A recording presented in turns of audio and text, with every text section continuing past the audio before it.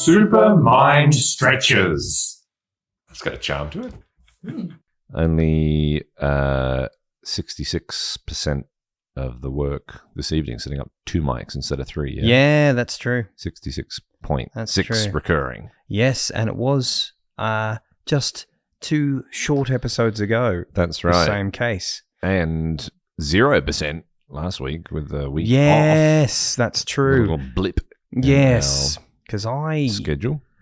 I did have to take a little trip over east, and I wasn't sure until this month. I suspected that you guys weren't able to. I was struck down by the influenza A and pneumonia, which was one of the more savage illnesses I've had in my life. I'm always a little bit immunocompromised, but this one really took me and the whole fam down. Boy. So Oh boy, pretty messy stuff. And then you're Tommy looking Boy, well. Thank you, my friend. Thank you. Yeah, definitely on the recovery now. Oh boy, bedridden for a little bit there. Oh man, I think flu definitely is one of those ones that's easy to underestimate because flu must get flu gets bandied around a lot. Someone's off with flu or something, or maybe a touch of the flu. They say maybe I've used flu as an excuse before when I didn't really have flu. Yeah, and so in my head it kind of like lowers the threshold for how serious it is, and then getting it, probably worse than COVID, and I got COVID pretty bad when that was the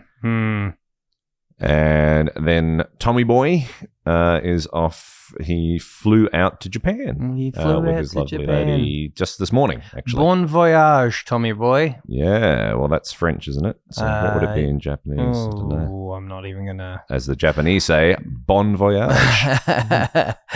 I should find out from Nora, my niece. She's 6. She's teaching me Japanese counting. She can count cool. to 10 in Japanese, and I can't do that. How far can you? Ichi san shi. Is that right? That's all right. Right, you did better than me. 1, 2, 3, 4. I think. Very good. So you could launch a bobsled. That's if you can count that high. And that's the international standard. Yeah, as long as you can. Ice, vai. Yeah. Feel the rhythm. Feel the ride. I think that's how you count. It's bobsled time. Yeah. So you were off on tour on the East Coast, yeah, just a little sneaky trip. There were 2 shows.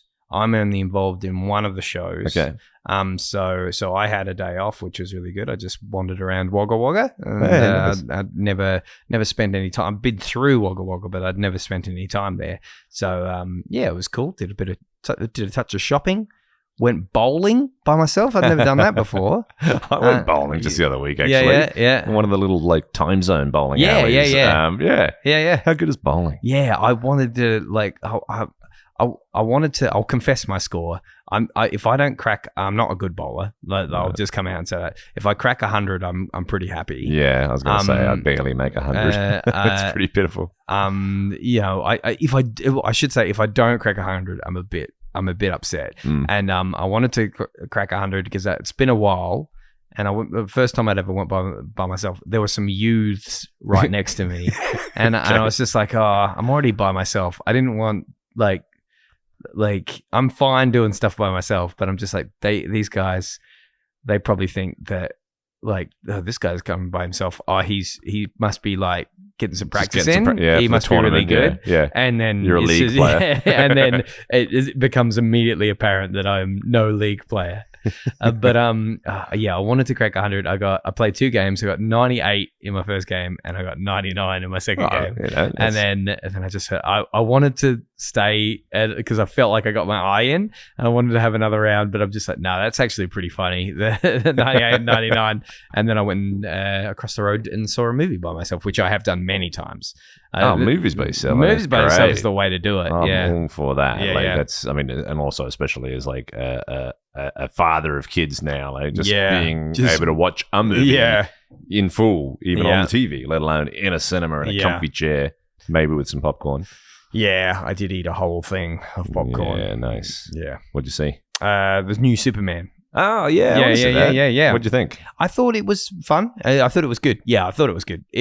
I'm not super huge on the superheroes not super huge on the superhero movies. I find them like almost all entertaining. Yeah. And fun, but there were some really funny bits, and I liked the Superman, and I really liked the Lois Lane, and cool. Nicholas Hoult as Lex was really good as well. I have not seen much about it. I know it's like controversial in the silliest sense for the fact that it's more, bright and colorful. But I've been like getting on board. I've got to watch it again. I actually want to watch the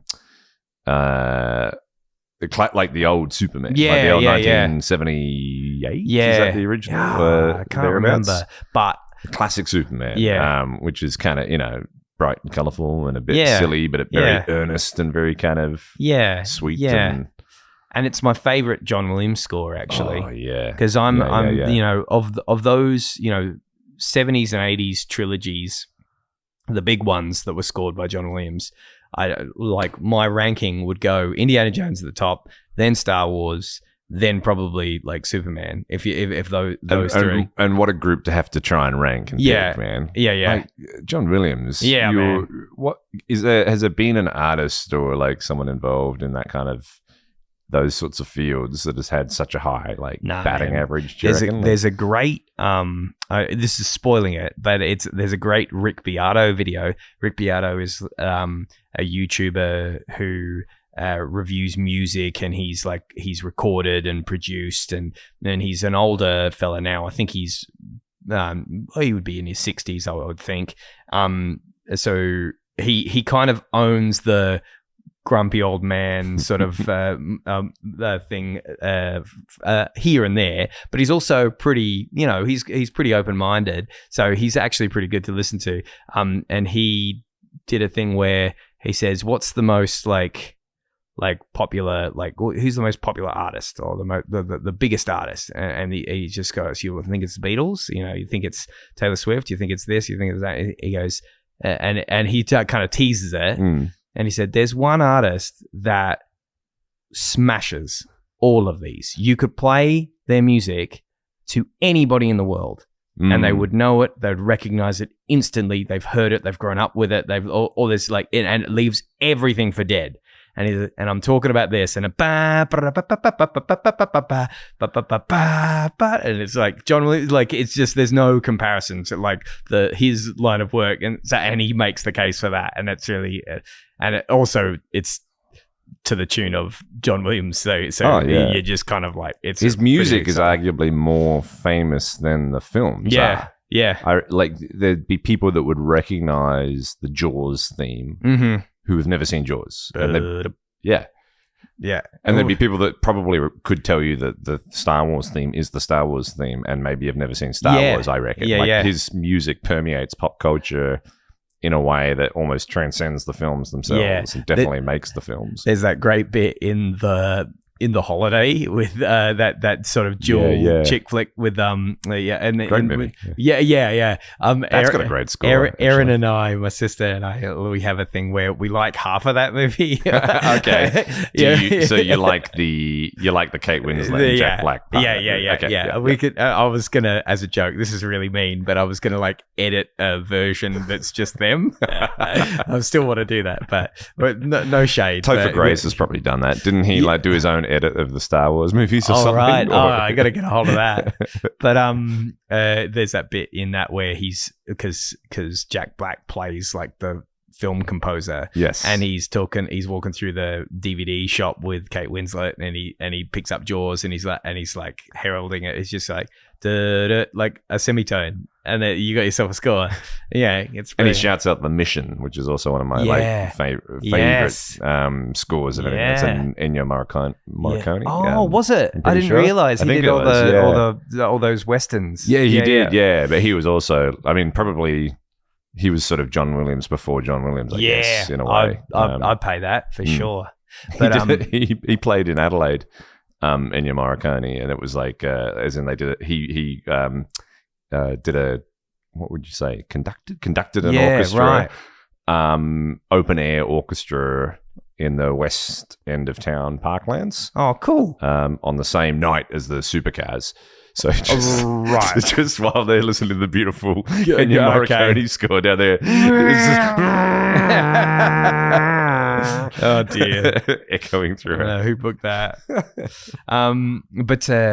Who else said something cool about one of my favorite? I'm paraphrasing here, but one of my favorite quotes about John Williams is when I think Steven Spielberg showed him the locked video for Schindler's List, and said to him, "Look, I this is like the movie that's really important to me. This is my like the big one, and I want you to do the score for it." And John Williams apparently watched it and just like it almost turned it down. And he said to Stephen, he said, "You're right. This is so important. It's too important.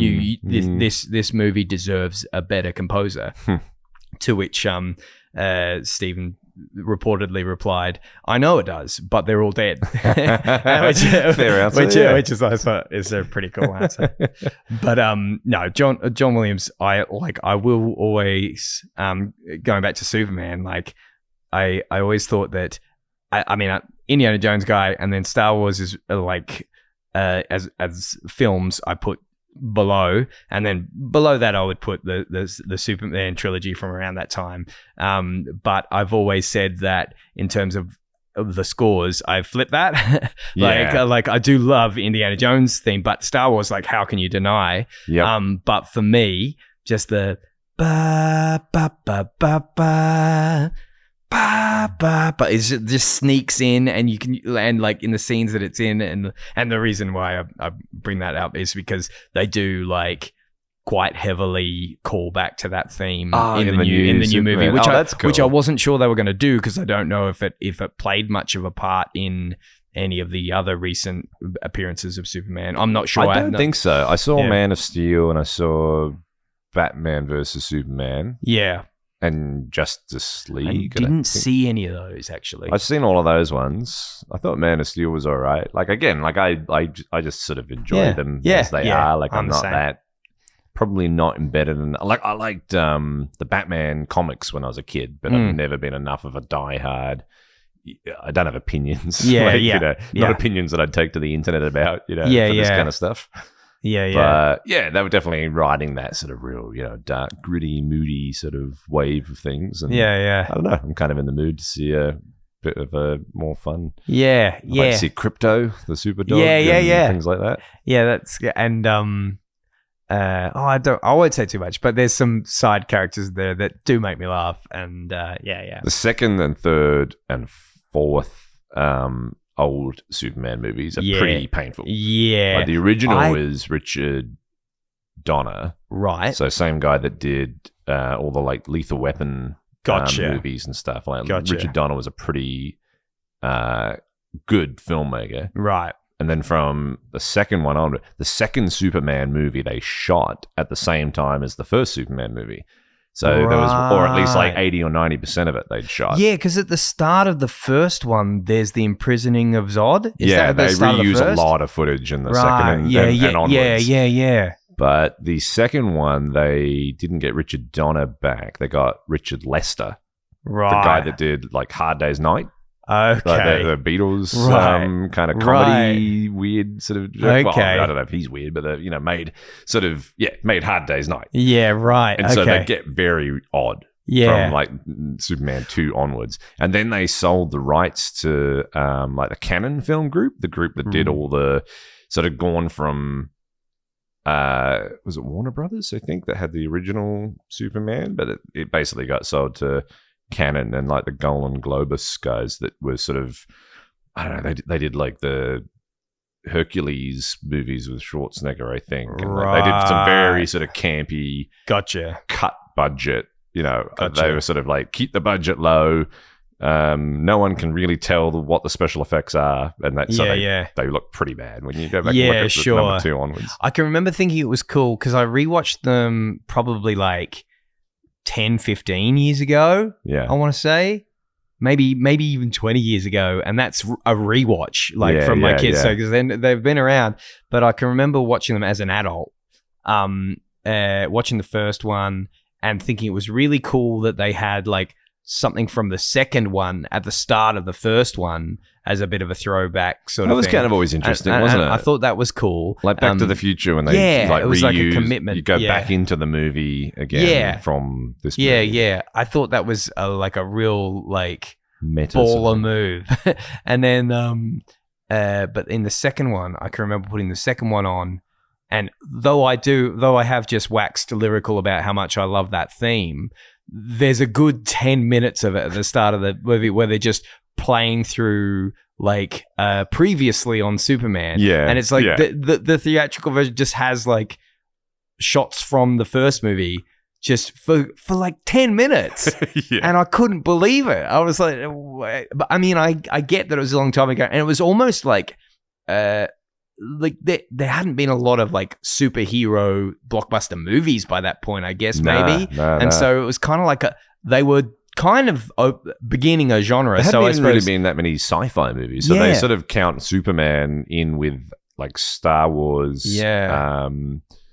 And what else? I mean, there'd obviously been 2001: A Space Odyssey before Star Wars. But then like Star Wars and Superman were two of the kind of fantasy, science fiction, like otherworldly films, like changing, like that's what we would end up seeing all through like the 80s and 90s and today. Whereas like movies have been pretty grounded before that. Like, you know, cinema was about, you know, real people in real world situations, maybe heightened if it was like an action cop kind of film or something like that, or crime film. But yeah, it definitely kind of sparked off something different. I did forgive it. I do try and forgive it because it's like, it was like it was kind of, no rules have been set up that would make that as ridiculous as I sort of find it now. So it was like, it was of its time, I guess. Well, it's hard to imagine a time when, superhero movies weren't every movie, right? Yeah, Science fiction movies weren't every movie. Oh, Close Encounters, that would have been the other one. So it's kind of like George Lucas and Steven Spielberg and Richard Donner kind of making these like trifecta of science fiction fantasy movies. But even like to try and remember a time when just like forget on-demand video, like before rewatchability, even before the movie was being replayed on television. Like you weren't even going to catch Superman just on TV on a Saturday night again. So you'd see it at the cinema, and maybe you'd go and watch it at the cinema more than once. And then that would be it. That would be your whole experience of that film until it got re-released. And then they'd do like a re-release of a film like a year later or 5 years later or 10 years later or something, and a movie would come back into the cinema. And so really it was just your memory of it looming large. But that maybe plays to the point of, you know, previously on Superman is why you might then make a sequel where you'd like replay half the first movie to be like, remember this and remember this. Especially I do remember it. That's why I'm watching the second one now. I'm not watching the first movie. Because I don't even think sequels were that much of a thing. True. So like I do try and keep that in my head while I'm laughing at it. Like if they were going to do a follow-up to Kramer versus Kramer, you probably need a bit of a refresher on everything that happened in the divorce trial in the first movie or something. But I do just put that in contrast to the first one where you're flying through the stars and the things, the block lettering's coming up. It's so iconic, and it's just ba ba ba ba ba ba ba ba, and just like each movement of that theme, I just love. Ba, ba, ba, ba, ba, ba, ba, ba. I get so excited watching the opening credits to that. Just like, I'm about to watch Superman. Yeah, it's uplifting. You will believe a man can fly. Yeah. And in I think the second one we had on like tape when we were kids, we'd recorded it off the telly, and I can remember digging the sort of comeback kind of thing, because doesn't he like have a bit of a like moral dilemma, and he like relinquishes his powers in the second one or something? Yeah, is that the second one? Or he loses his powers in the fourth one, I reckon. Right. Or maybe he does it twice. Yeah. He gets beat up in the bar by a guy. Yeah. Or maybe that's the second one. And then he comes back, and like I remember loving that as a kid. And then he does, because that's the fight with General Zod and his cronies. Yeah. I think that's the second one. I can remember. Oh, that's right. Yeah. Is it the third one or the fourth one where Lex gets his hair and throws it into the sun. That's the fourth one. That's right. The That's where he fourth makes one. Nuclear Man. Yeah.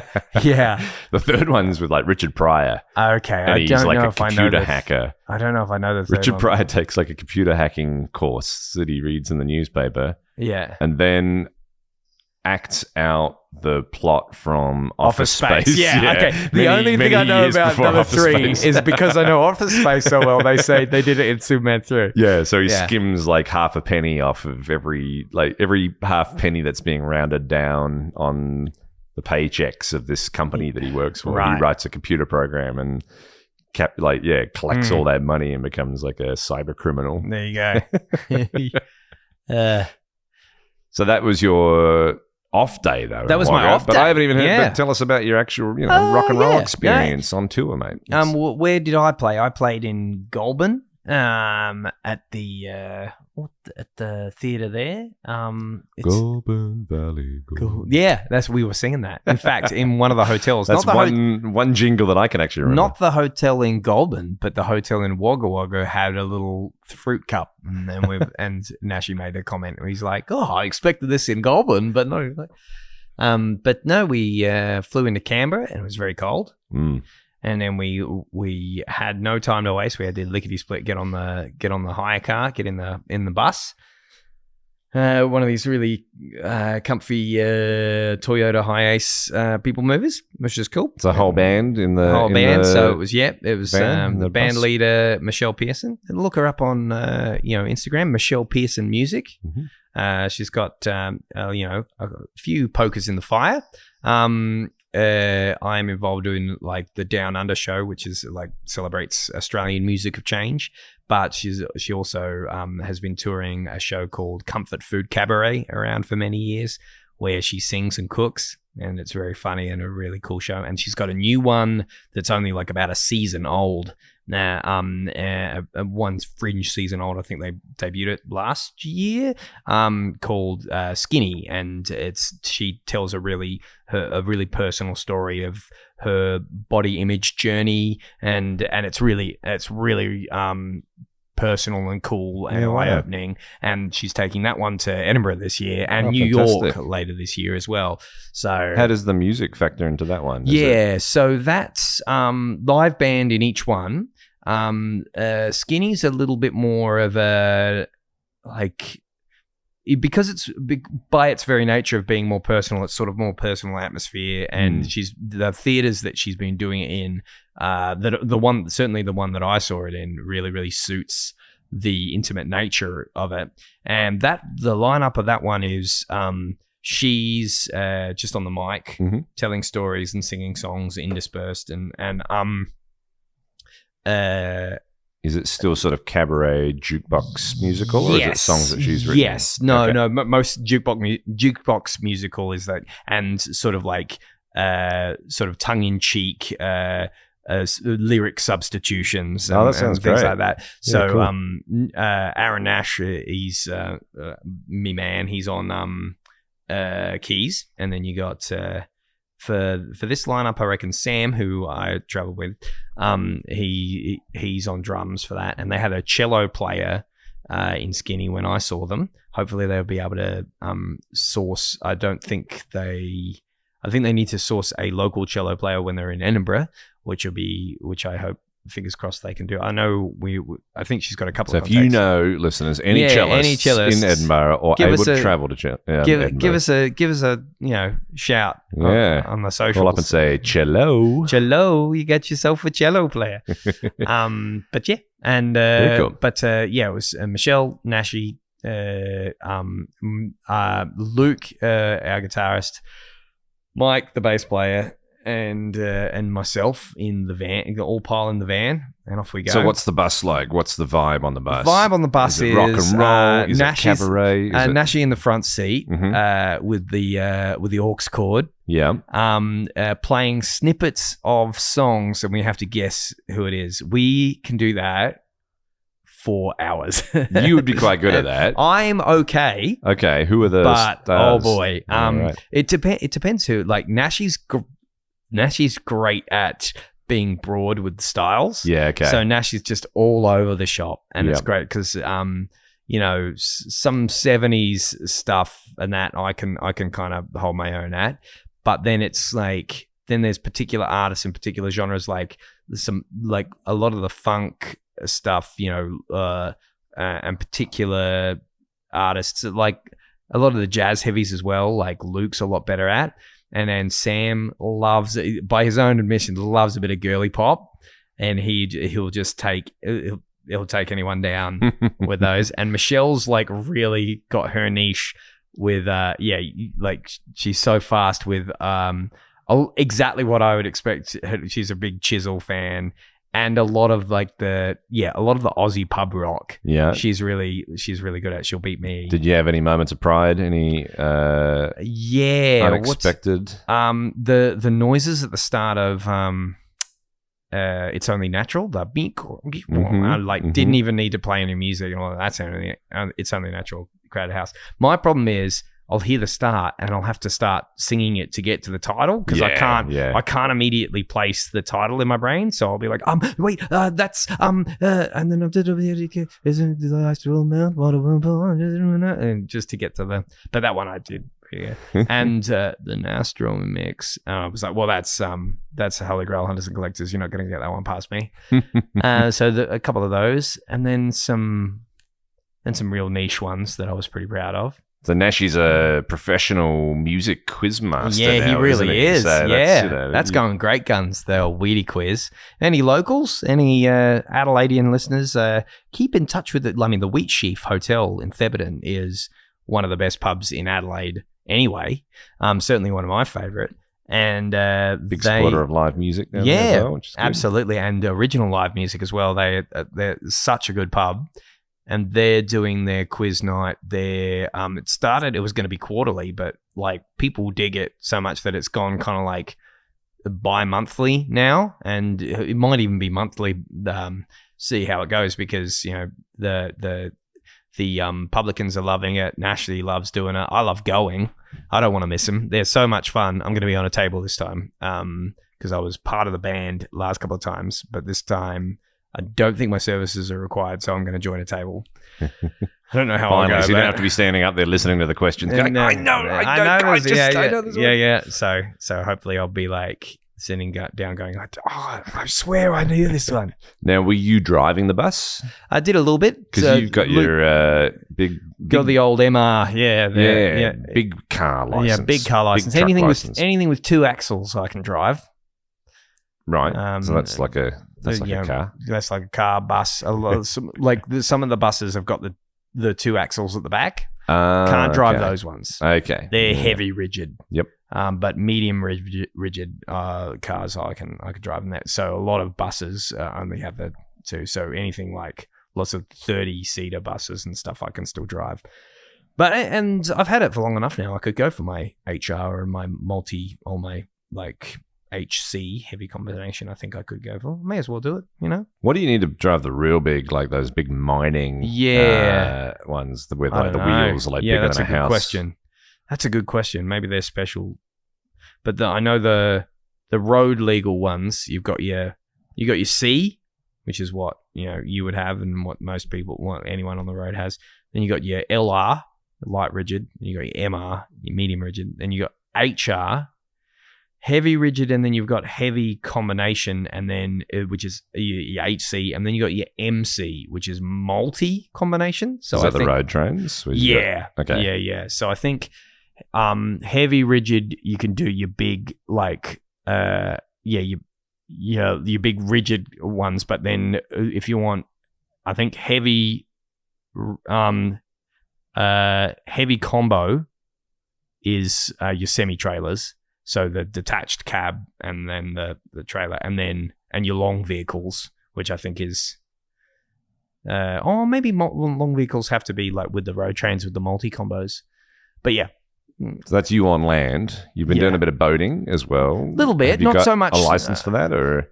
No, I don't actually. Ooh. I think. Do I need to cut this? No. I think illegally boating. I think Ryan, if he's aboard the boat with his license, You can be first mate. I think if I'm first mate and he's in attendance, I think that's correct. And so you're contemplating going for any nautical licensing? Yeah, sure. Maybe I will. Is that similar? Do you go by like the size of the vessel? That's a good question. And then work your way out to like an aircraft carrier or something? I'd love to come across as the person who knows that, but I gotta be honest, I don't. And then what about air? Any interest in the air one that day? would be cool, wouldn't it? I know it's a lot of time, a lot of money, but yeah, I put you in a little light aircraft. do love the air. Do love the old part. My granddad was going to be a pilot, but I think he was colorblind, so he couldn't. Can't do it if you're colorblind. Yeah. Can't do it if you're too tall as well. I had a friend in school. Don't that have that was problem. Keen for the Air Force, but he got just crept over the height restriction. Boo. I think because of like the cockpits and the way the shape and size, there must be a limit on them. Which is unfortunate. And the colorblindness, I guess, is like your lights and indicators and things like that. Would it be? Yeah, I think so. I wonder if it's still a thing. It sounds like it could be or might not be. Or you can wear those special glasses that they always post really sweet videos of people wearing for the first time and seeing color. Yeah, I knew a bloke who had a pair of that because he had color blindness, and I think depending on what kind of color blindness you have, I think I couldn't understand how it could just like a medium it would, but it turns out that a certain kinds of color blindness are, I believe, because of your cones and rods are too susceptible to stimulation. So wavelengths that they're like sensitive to wider bands of wavelengths that should stimulate a certain signal. Yeah, okay. That stimulation will happen more loosely, like it will be less specific, less picky about a certain wavelength of energy entering your eye. And so I think what the Enochrome glasses, or I can't remember what the brand name is, but they'll slice out those. They'll specifically block out those wavelengths so that only let through the specific wavelengths that should be perceived as that color. Yeah. So like a lot of folks might have never seen green or like a certain shade of green because the wavelength that should be is getting mixed up with, and all it would these be so other, specific that you'd be rare. Yeah. It'd be rare that you would just encounter that phenomenon in everyday life. Yeah. Specific wavelengths are being. Yeah. So a certain wavelength is entering, but it's not only stimulating the cone it should be stimulating, but it's also stimulating something that shouldn't and telling your brain that it's a whole different shade. Yeah. Okay. But if you block out the one that it shouldn't be stimulating, so that that's only being stimulated by the things that should be stimulating that, then you're narrowing the cones that are being stimulated, and so the proper signal, because you've only got the three kinds of cones, and they all have their own spectra of when they're going to be stimulated, and if you can like. If more than one is doing it, then it's interpreted as a totally different color. That's so interesting. Yeah. So the best video would be a colorblind pilot who gets to wear these for the first time and then gets told they can be a pilot. Yes. And then reunites with their long-lost brother. Marries their fiance in the air. And they present them with that and like, oh, wow, your eyes are so pretty. Because they never, I watched a good Veritasium the other day about rainbows.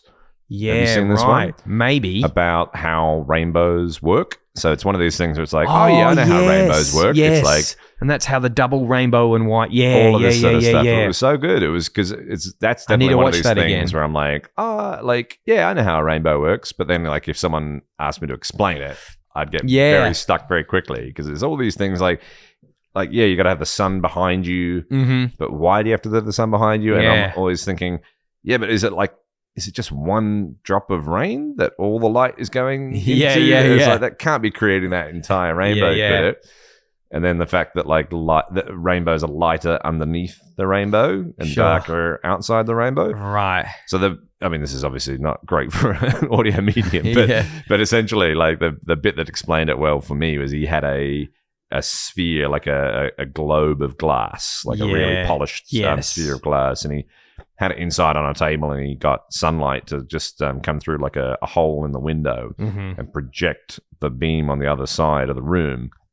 And it creates a circle. Yes. So a rainbow that you're seeing is just the top of the arc of part of a circle, and really it's just projecting light, like all white light, but the very edges of that circle form a rainbow. Yeah. And so the reason it's like lighter underneath a rainbow when you see one in nature is because really what you're seeing is all the light being reflected inside the raindrops coming back out again, but only at the very edges does it actually separate into the individual colors. Right, yeah. And the double rainbow is because of a double rainbow occurs when it has bounced twice inside the raindrop. Right. So raindrops are spheres, for starters, and then the light enters the sphere.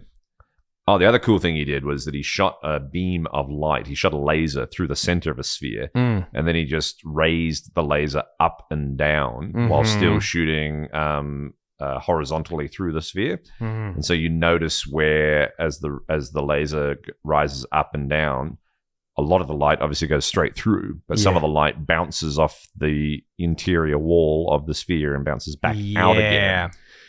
But at a certain angle, it can bounce twice inside. Yeah. And so that's when you get a double rainbow, and the spectra is inverted. Right. So it'll be like the colors will be in the opposite direction. Yeah. But the thing that blew my mind was that like we can really only see probably two rainbows because they get exponentially dimmer every time because of the loss of light, because they're bouncing. It's like every time it reflects, it's losing some of the light outside of the raindrop. Yeah. But with special detectors, they can detect up to 200 rainbows, right? So it can just keep on reflecting. So, and it would just invert every time with like an odd number of reflections or an even number of reflections. And then he said something that I thought was really profound at the time, but then I've explained to people since, and every time I say it, it sounds less profound to me because he's like, and because of the nature of the angles at which the light is leaving those raindrops, and it's not just one raindrop, it's all the mist of raindrop.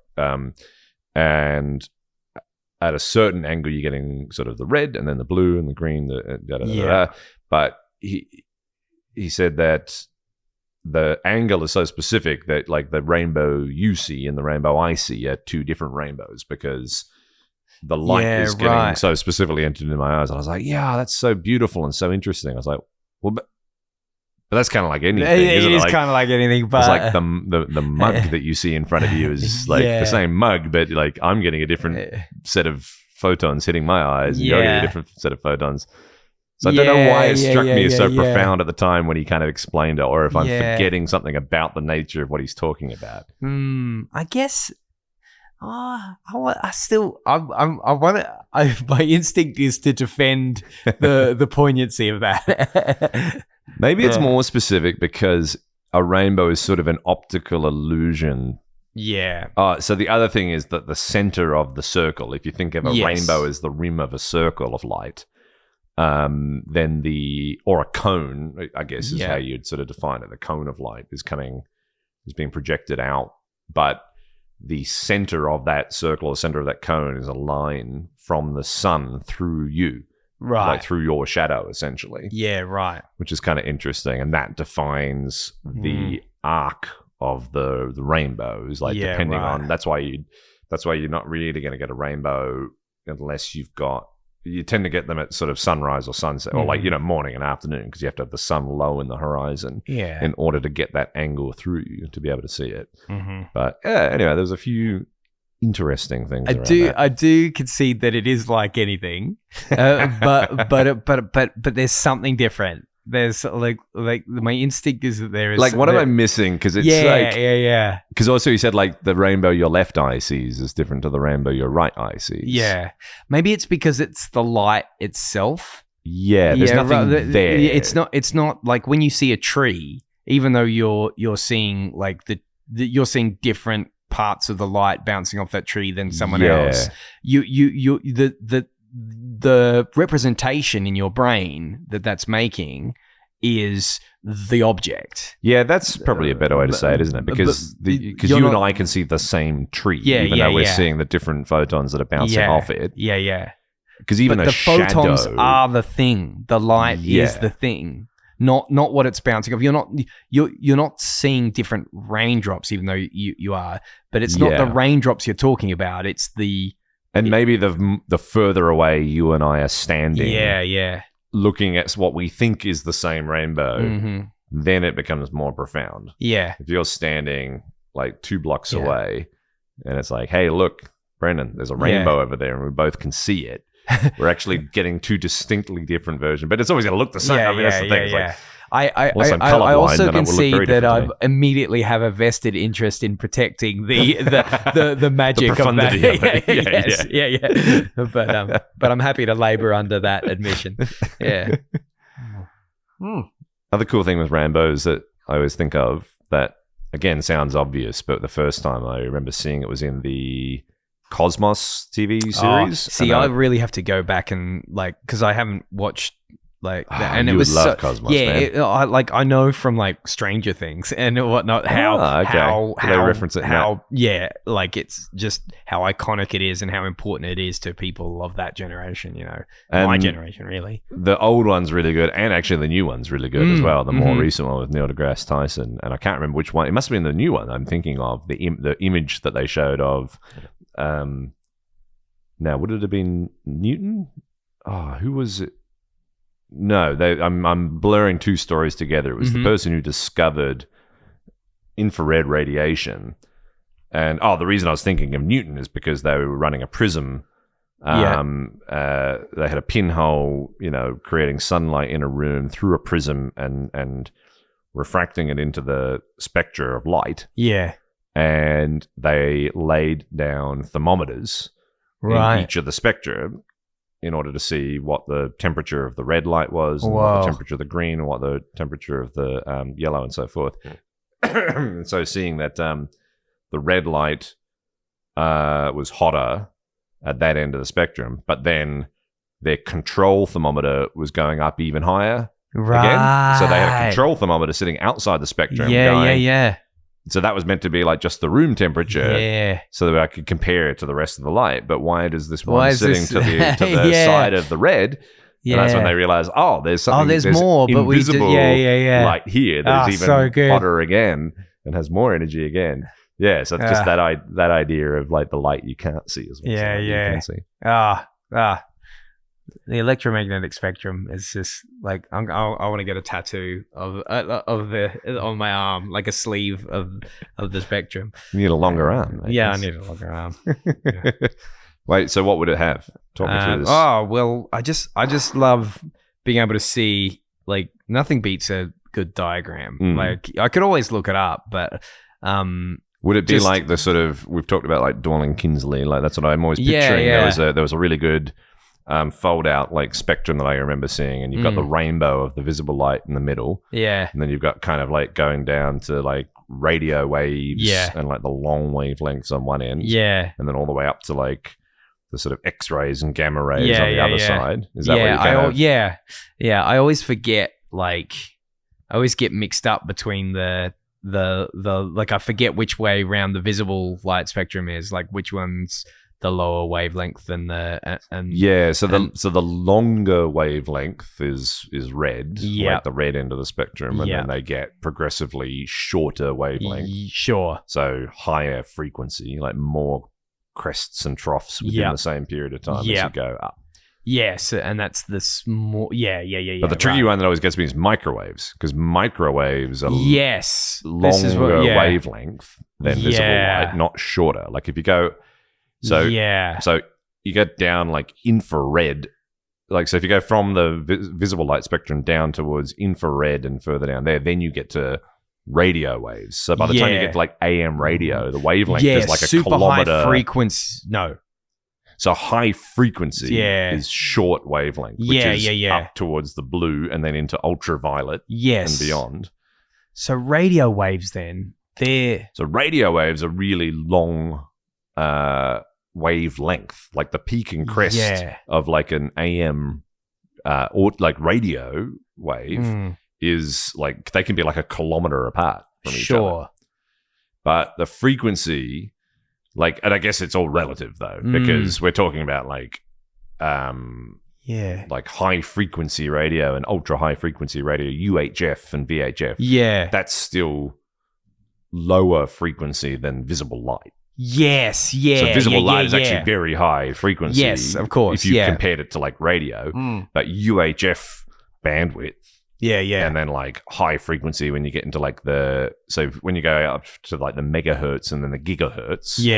That's like, that's, I don't know, like that wireless telephone over there would be like a 2.4 gigahertz. So that's very high frequency or ultra high frequency, but it's still not into the visible light spectrum. And then you go all the way up to like this is where we need Jordan, like because he's always been better at like having just like immediately intuitive understanding of that, and like I think I over imagine it. I'm like, oh, but then there's this, but he's already arrived and he works with that stuff. He works with all different radiation and stuff. Absolutely, yeah. Well, I had I had a PET CT scan, so they inject you with iodine that is bonded to a radioactive isotope, or the iodine itself might be radioactive. I'm not sure which it is, but essentially you're putting like a radioactive dye in your body it must be irradiated isotopes of iodine that are bonded to glucose. They put that in your system so that then they can see where the glucose is being taken up by your body. So you're not seeing tissue or anything like you would in an MRI. You're detecting where the radiation has ended up in the body. And then you've got to map it onto a CT scan so you can see which, otherwise you're just basically getting like highlights on your body. You're just getting highlights in blank space. You map that over a CT scan of actually where the body's parts are. And then you can see where, if glucose is being consumed in parts of the body where it shouldn't be. Like a tumor or something where it shouldn't be eating up that much energy. But you got to sit there for an hour motionless. Oh boy! So none of your muscles are moving or anything like that. That's just while the ink goes in you, and then you got to lie in the actual like scanning bed thing as well for even longer. Man. But they have to come in like a like lead sort of shielding. The doctor or the nurse will come in, and they've got like a lead lined syringe holder that they hook up to your IV. And then they're not supposed to come in. And then I had, like, they say, don't go near your kids or anything for a few hours afterwards because you're still irradiated. That's serious stuff. Yeah, I know. It's like you're thinking, oh man, like, okay, so you just put that inside me now, and I really wanted a Geiger counter or something. Like I was going to ask if anyone had one. If Geordie had been here, he probably would have had like something I could have like tested my radiation, like buzzing away. That's cool. But so microwaves are the tricky one because they're still lower than the visible light spectrum, but you think of them as having really high energy. So you can have like a high energy but low wavelength radiation. But I think the reason you can have like that metal grill on the front of your microwave is because as long as the circles of that grill are like smaller in diameter than the wavelength of the microwaves coming out, then you can see, so light can come out, but the actual wavelengths can't. And the wavelengths, I think they're in like the range of like the 3 centimeter range, because I also know that like insects and things like an ant can be inside a microwave and survive bombardment with microwave radiation. I guess because... But that's what confuses me then, because like surely what a microwave is doing is exciting the water molecules. And there's water molecules in an ant, I would have thought. Or maybe there's not, I don't know, but there's something in an ant that would equivalent be able to be excited like a... my boy Moldy, Steve Mold, he films inside microwaves, and he has a great video. How does on he fit in there? Yeah, I know, right? It's incredible. This is why he's the guy. And I was a little too late. I wanted to hear your story, and then my brain was like, "No, make the joke." And it was just the timing was just a little bit off there. You got to do it. No, he does a whole video series on how he films inside microwaves. He does it in a couple of different ways.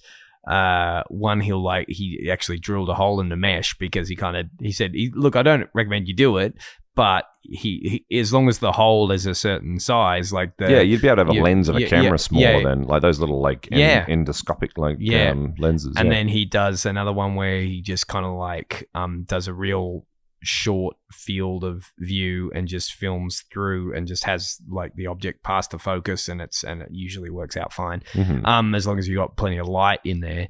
But he was saying that like there was a story that I heard that the wavelengths of like there was like the size of a water molecule matched up to like the like a wavelength thing, and that I think that was kind of like this theory that was thrown around, or and that's why it was like a resonant frequency of the size. But I think that is like a neat.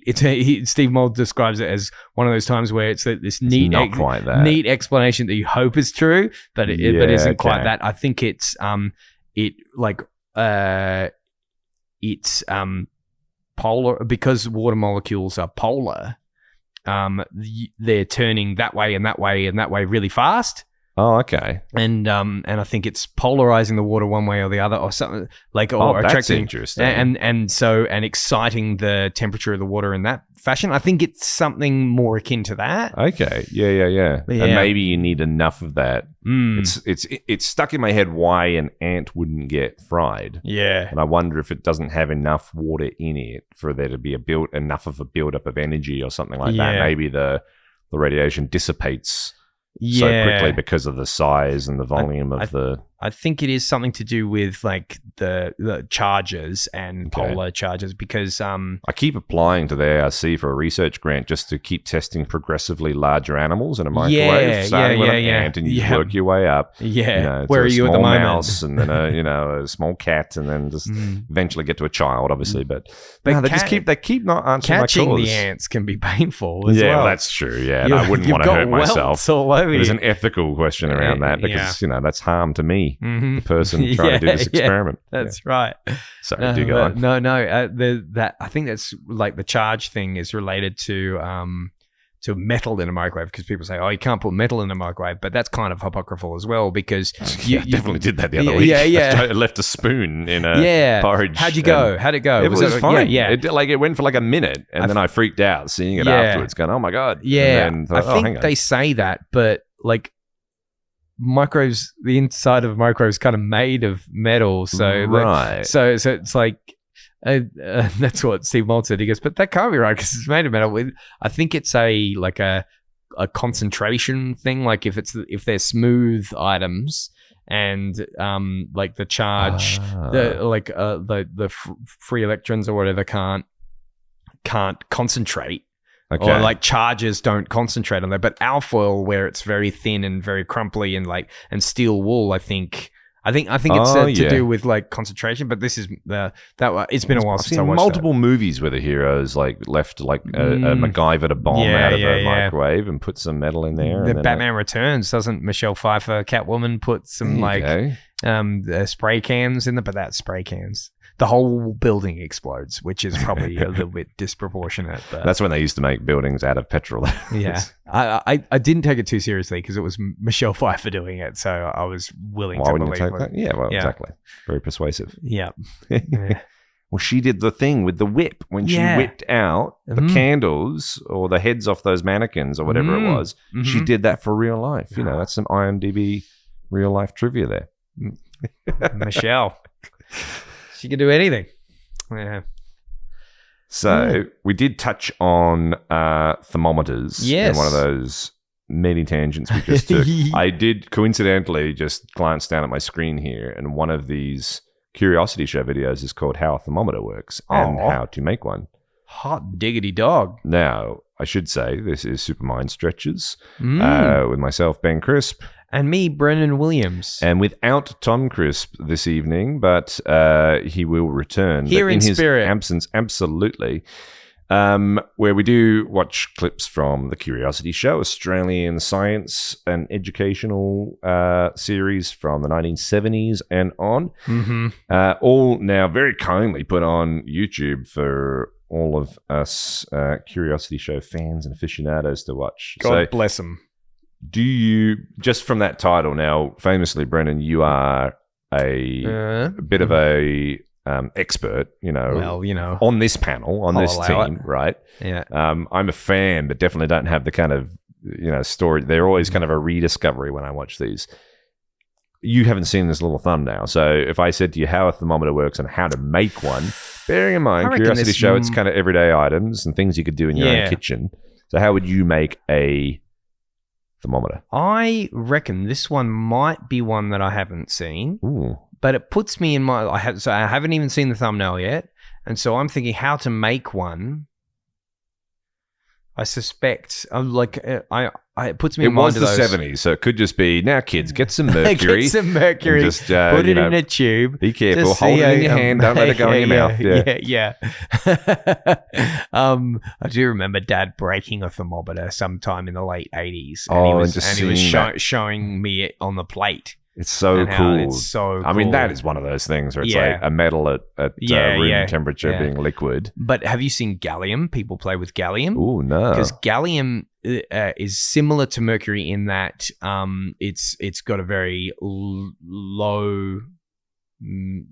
which way around am I thinking here? It's got a low melting point. A low melting point. Yes, it's got a low melting point. Yeah, right. Sorry, I always get like it's like. No, that's fair. That's a weird one. It's like whether I change the clocks forward or back for daylight savings. It's always like the answer is so simple, but it's like the which way around. That's where because I guess by definition that's also a low freezing point. Then.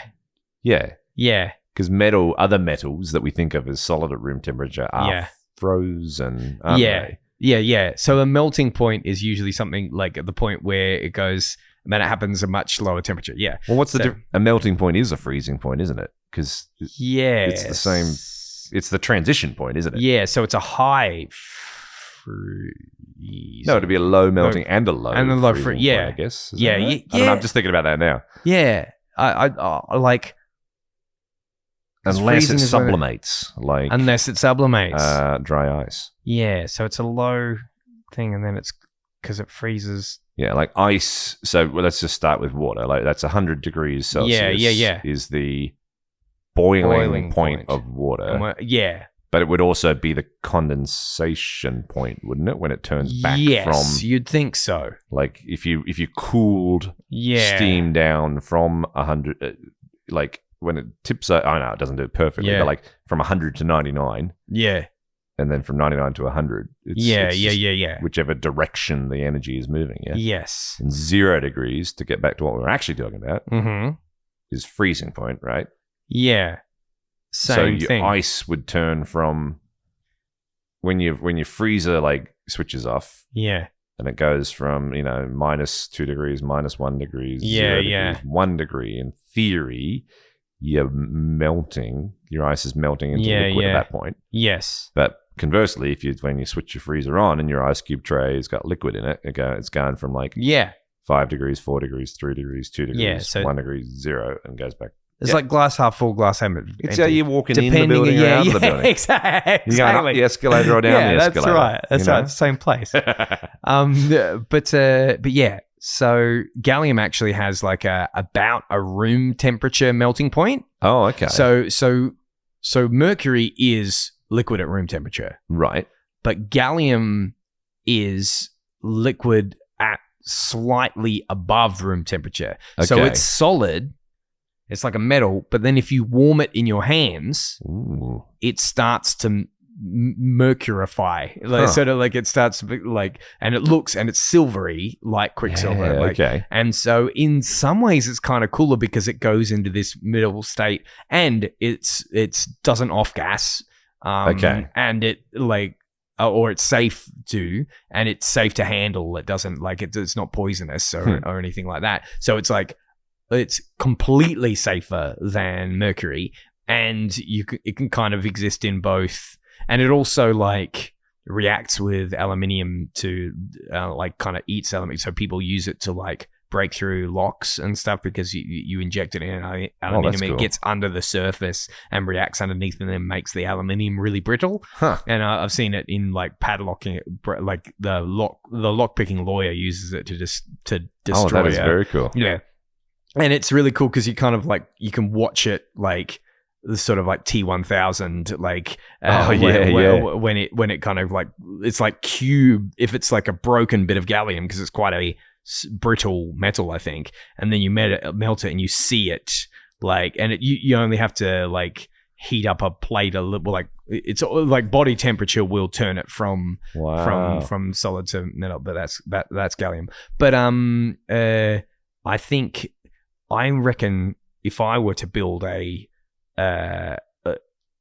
thermometer at home, it puts me in mind of those Galileo thermometers. You had one of those, I think, with the different oils and like if in like a liquid canister, and then at different temperatures one will float above the other or something. That's a good idea. Yeah, like different viscosities, and then I guess they would change at different temperatures. Yeah, and you could have different things float, and then because I guess like anything, you just have to calibrate it. Like, you just have to have something that changes with the temperature in a consistent way that you can then have a scale that you know will pretty much do the same thing again and again. So I like that theory. So I think that is something that you could try on your friends, and but you'd need lots of different substances but I suspect maybe this one is something olive oil, like honey. What other kind of viscous things do you have in your sort of kitchen cabinet? Maybe just different, like a saline, like just like salt solution, water solution, something maybe. My suspicion with what they do though is I reckon maybe they will stick with one solution that has a pretty volatile volume fluctuation depending on temperature, and then they'll just put it in a vessel, and then you start marking where it is at certain temperatures. All right. That's my suspicion. I like it. Let's see. Here we go. Excellent, Sting. When things increase in temperature, something happens to the little atoms and molecules that make up those substances, whether it be... We got the... It's like a rugby top almost. It's got the polo kind of collar, but it's got that real rugby jersey collar look going Absolutely. On. It's the dad at the beach in the 90s kind of look as well. Sans Mo. The Mo is gone. Unlike Ben, who's rocking it. Yeah. His is gone. Yours is really coming in. I wonder if I just have to respond to the clips we do. I lose the Mo this week, and then if he's back on next week, I'm back on with the Mo. You're on the other side of the moustache seesaw. Well, the pair of them, between Rob and Deane with the facial hair as well. I mean... But it's like, see, I'm terrible. I would never, I'd be hard-pressed to recognize some people when they change. Like celebrities, when you see them with a different haircut. Yeah, you ever seen a picture of Zooey Deschanel with no bangs and no glasses? No. I'm face blind when it comes to those kinds of Whereas things. you're a lady wife, Kate. She's the opposite. She's unbelievable. Yeah. We walked past someone walked past us earlier in the year. And she goes, I know that guy. And it kept sticking in her head. And she's like, he's a physio. I saw him about 8 years ago. That's unbelievable. I was like, how many times? She's like, just one time. And it was exactly who it was. I always see it in movies, and people describe their attacker or something, or the person who robbed the. Yeah. How do you? We had to do these things when I worked at the bank. Sometimes they'd spring a test on you. Like the first person you served today, what did they describe it on the sheet? I was always at a loss. Oh yeah, I'd be hopeless. Oh man. Kind of thing. Yeah, that'd be a terrible. And I want to be I love spy movies. I would love to be good at that. Exactly right. Yeah, but no. Kate has other qualities that I think would also disqualify her from spying as well. There's I think it's you got to have the right nexus of all of these kinds of things mixed together. But hey, we could be a team, right? Yeah. She could be the agent Mr. in the and Mrs. field. Smith. Yeah, I could be the guy back home I'm like I am now, headphones, the laptop, the microphone. Yeah, you the guy in the van. She'd just be telling me to shut up, stop telling her how to do it. I was like, no, I just Just if you just get the guy. No, I'm switching you off now. Okay. Nice. Can I be your sort of like handler who comes in and grills you after a mission? Like, yeah, I like and be that. like, I'm like 4 days away from retirement, and like, you goddamn couples, Was asking for our gun and badge. Yeah. Or we could have a whole nested chain of this. So like, I'm in her ear trying to coach her, but then you're in my ear saying, excellent. So mediating. Just click that because I'm trying to do like all the tech stuff, but I'm bad at it. So you're sort of in my ear saying, no, the button next to no, just all right, use the keyboard. Just controls. No, don't worry about that. Okay. No, it's a different. It's updating now. You didn't update it before you started. You would not be able to handle it. Can it be the other way around? Can you be telling me what to tell Kate, please? Because it'd be this Cyrano de Bergerac style kind of spying, where it's just kind of always being told. Say this now. Yeah. When you say this is what you got to tell them, right? Yeah. Charlie's whispers. It's like a purple monkey dishwasher. All right. So we've got this might just be a Deane, and it could be just Deane in his Dad at the Beach shirt. Dad at the Beach. Here we go. So soothing. When things increase in temperature, something happens to the little atoms and molecules that make up those substances, whether it be you or me or the water, the air, the table. The atoms and molecules begin vibrating more rapidly as temperature increases, and they take up more space. They expand. Maybe you've noticed that on a hot day, your feet are harder to fit into your shoes because they've expanded. Well, a thermometer works precisely because something in it is expanding. Many thermometers have a liquid in a little bulb down the bottom. It's like a tiny bottle. Look at that. That red liquid is actually alcohol with colouring matter. Some thermometers have a silvery liquid called mercury.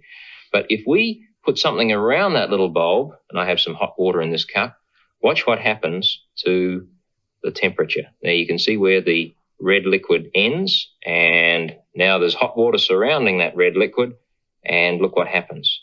The liquid's expanding and it's pushing up. The only place it's got to go is up that tube. And so we see the temperature rising.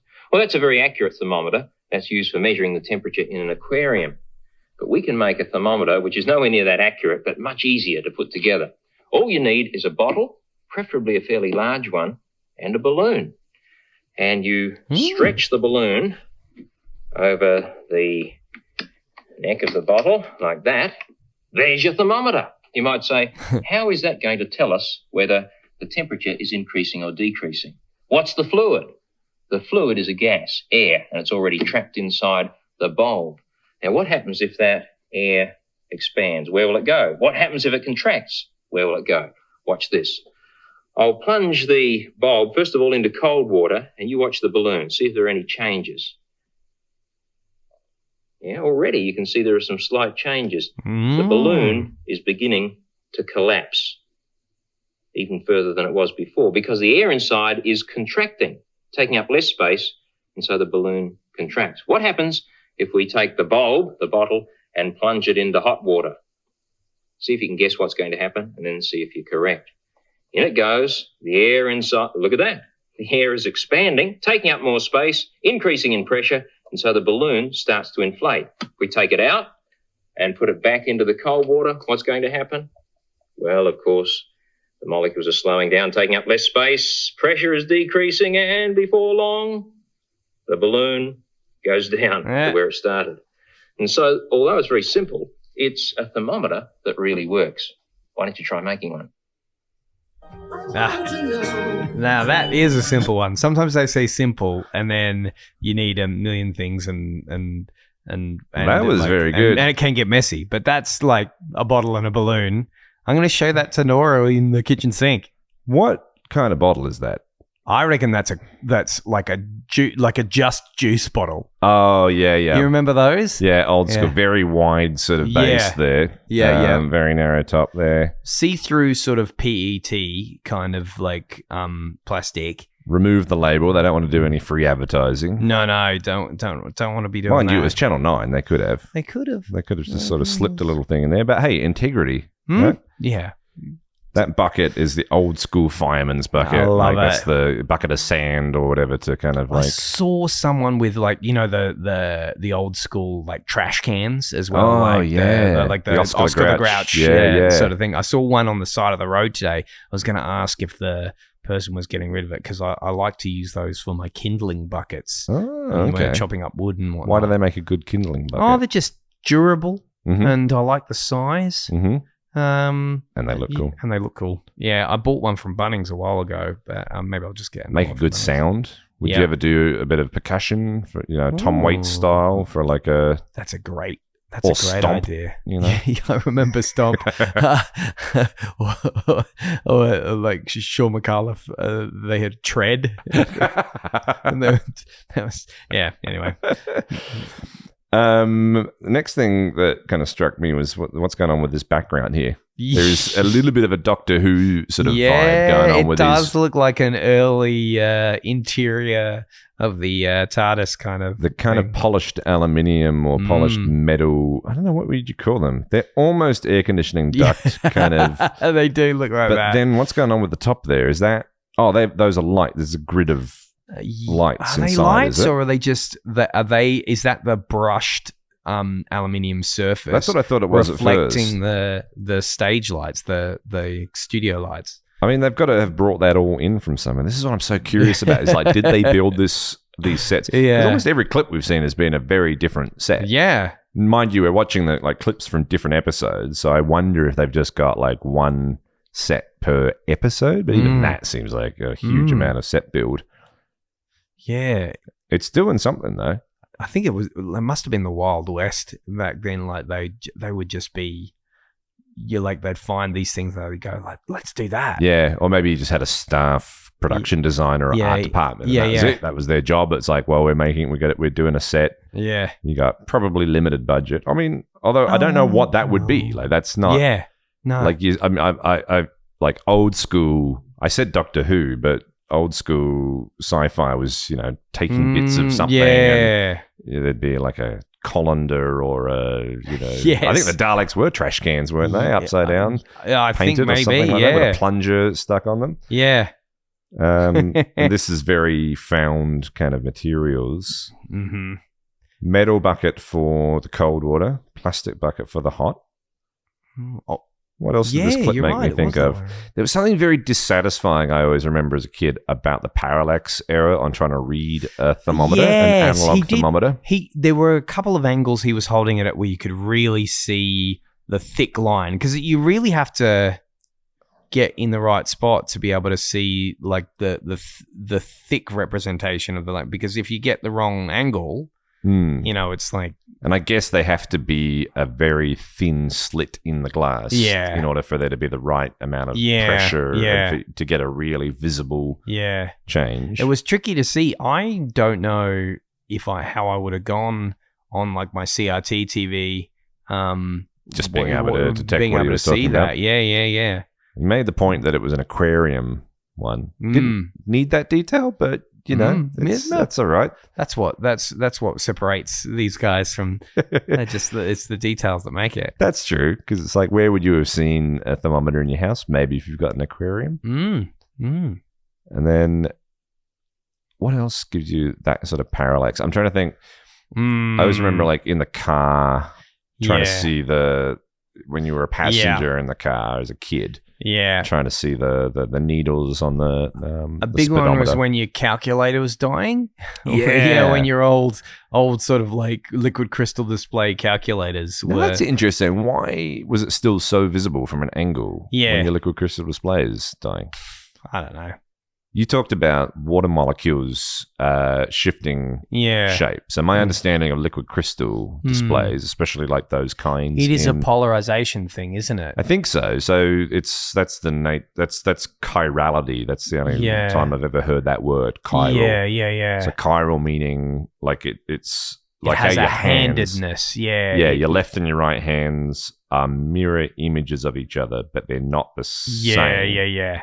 So your left hand is only your left hand, your right hand's only your right hand, because your thumb is on the left side. If I'm looking at my palm, there's molecules that are chiral in the sense that they have the same molecular structure, but the shape of them is different. The structure of them doesn't have mirror symmetry, I think. I guess that's So that their reflection it can't be rotated to match the other. Yeah.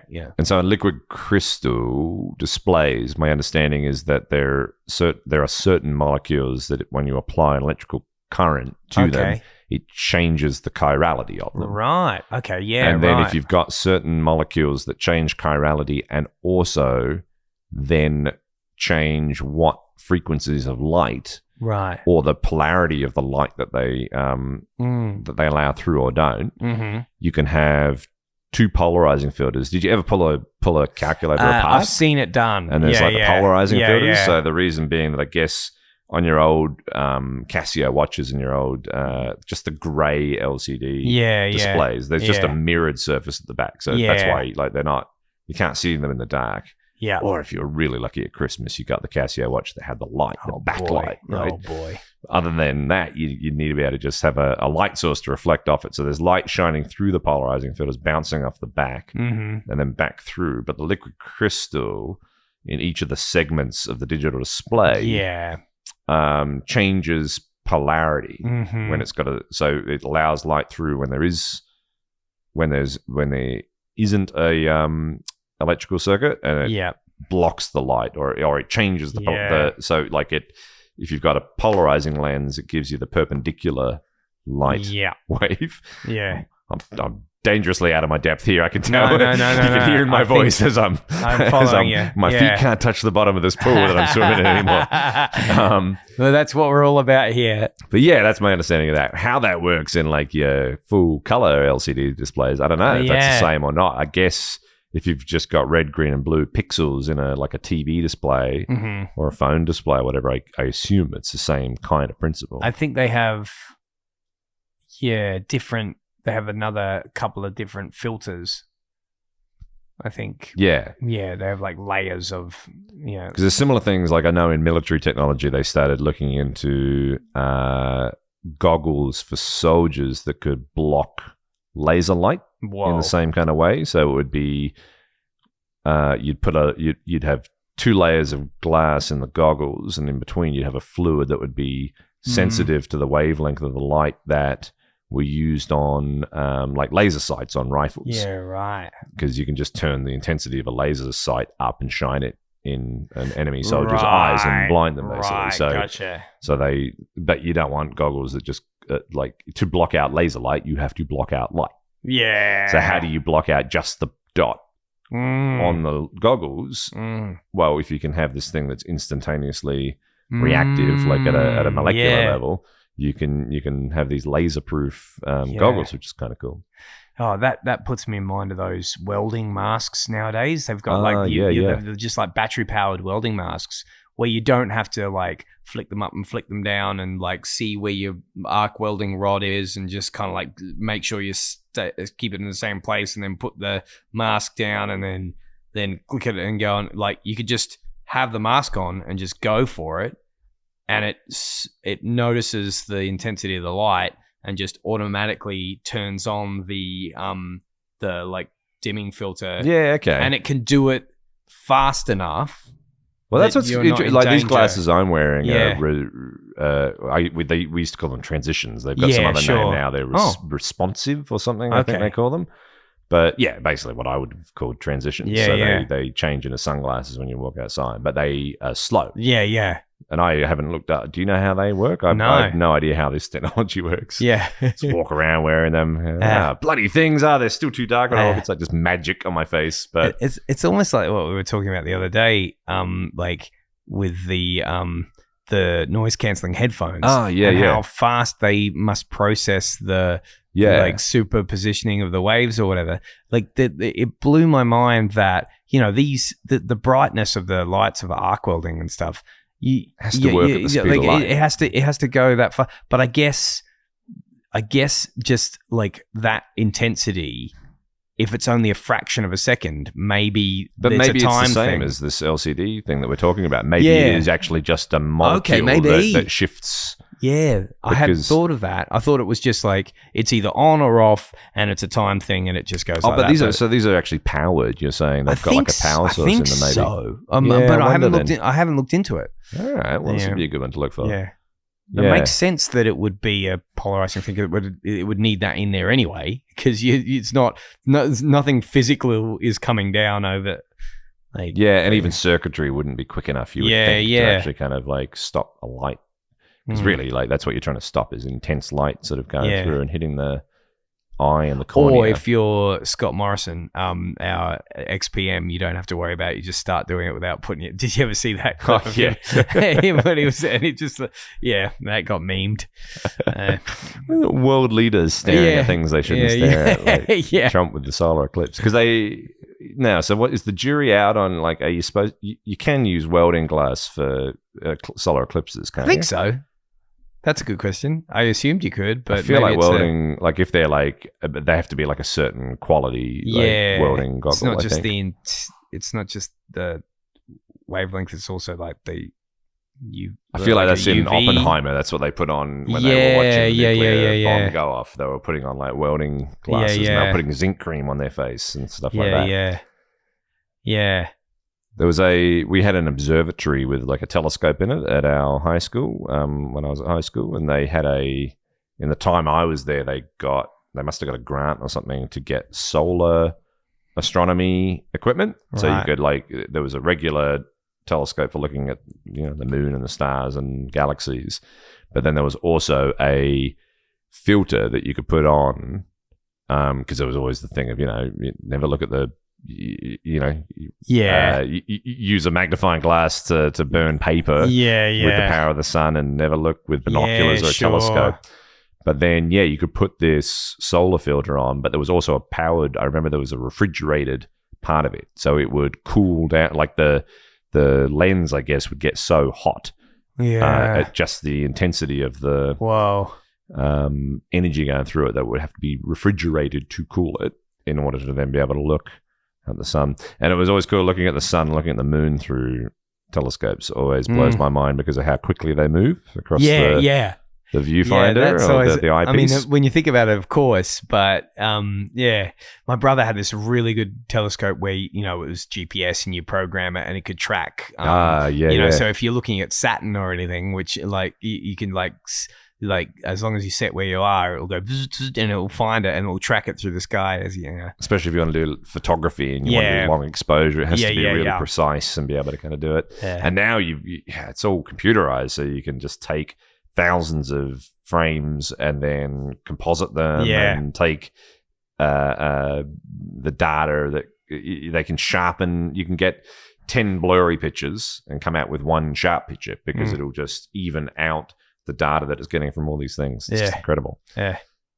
Deane here with his contracting and expanding fluid gas inside the bottle. It reminds me of when I was a kid for an open day, our principal at primary school, he was doing it with like an old fuel jerry can, one of the cylindrical metal jerry cans, and like heating it. There was he'd put a small amount of liquid in it or something, and he was heating it over a Bunsen burner. And then put it in a like cooler water and watch it just contract and just like and just to demonstrate like the power of like pressure. Like this thing, you couldn't squish it if you tried, but you use science, and all of a sudden like it just overcame air pressure, man.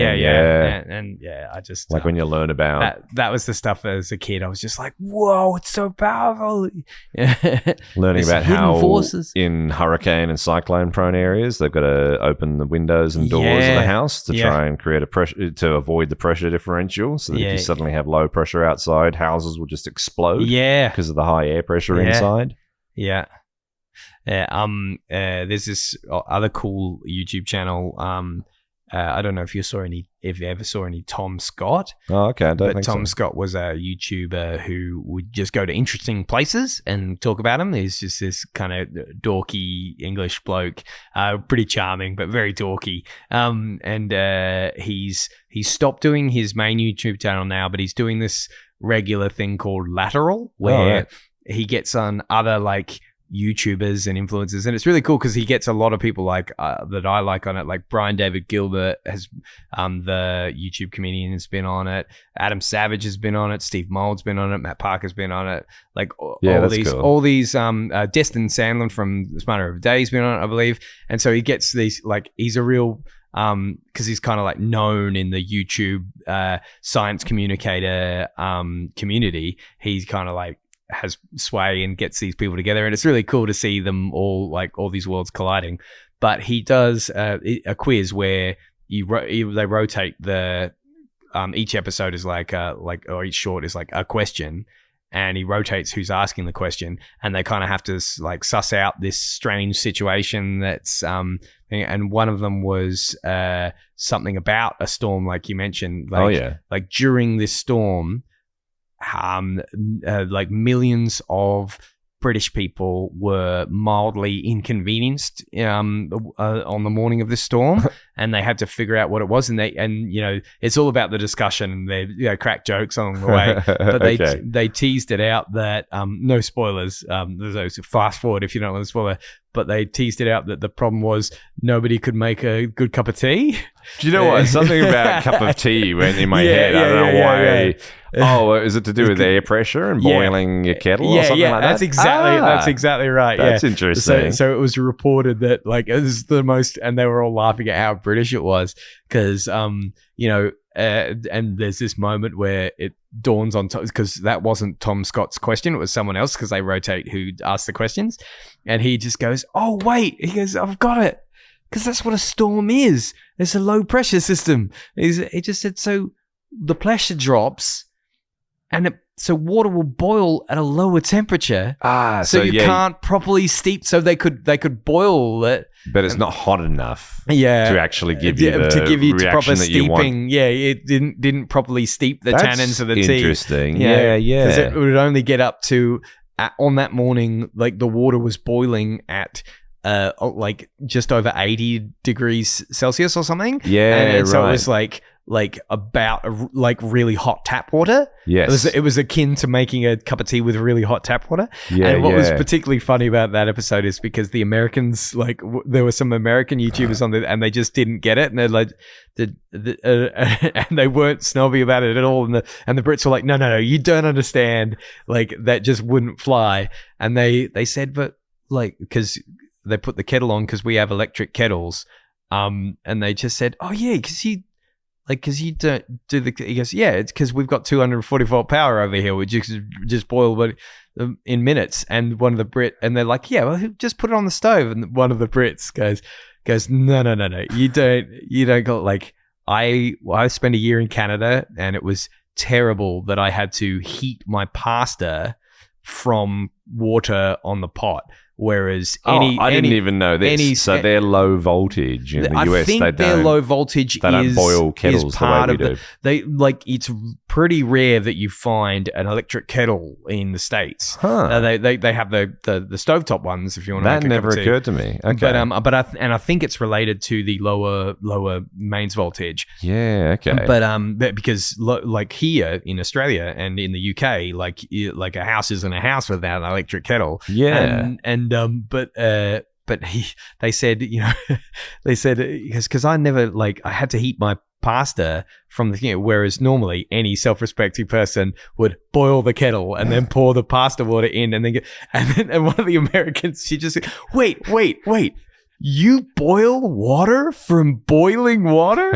And she was just like fascinated. She goes, yeah, it was done in like 5 minutes, and they couldn't believe it. Yeah, so, I just, as an Australian, I just got a giggle out of someone having their mind blown by an electric kettle and how you boil the water first and then put it in the. Oh, my mind's going to be blown thinking about that I just sort of took that for granted in general.